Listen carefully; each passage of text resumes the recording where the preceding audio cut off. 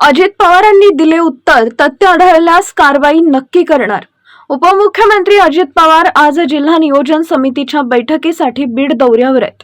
बीडचे पालकमंत्री पद स्वीकारल्यानंतर ते पहिल्यांदाच बीड जिल्ह्याचा दौरा करत आहेत. बीडमध्ये आल्यानंतर अजित पवार यांनी सर्वात आधी राष्ट्रवादीच्या पदाधिकाऱ्यांची बैठक घेतली. या बैठकीनंतर बोलताना अजित पवार यांनी बीडमधील गुन्हेगारी, खंडणीसारखे प्रकार, पिस्तुलांची दहशत यासह विकास कामांवरही भाष्य केलं. यावेळी अजित पवार यांनी मी ज्यांना सहकार्य करतो त्यांनी मलाही सहकार्य करावं, मी काही साधू संत नाही असं म्हटलंय.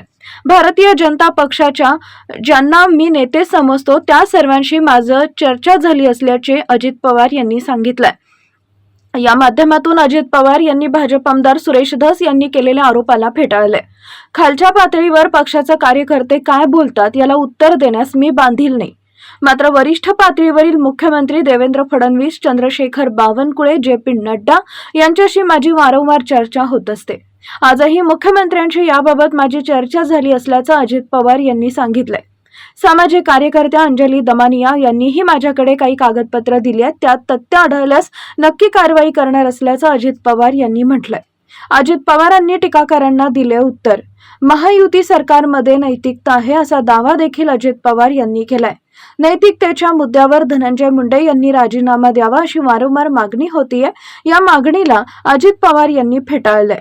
निर्दोष व्यक्तींवर कोणत्याही परिस्थितीत कारवाई व्हायला नको असं देखील अजित पवार यांनी म्हटलंय.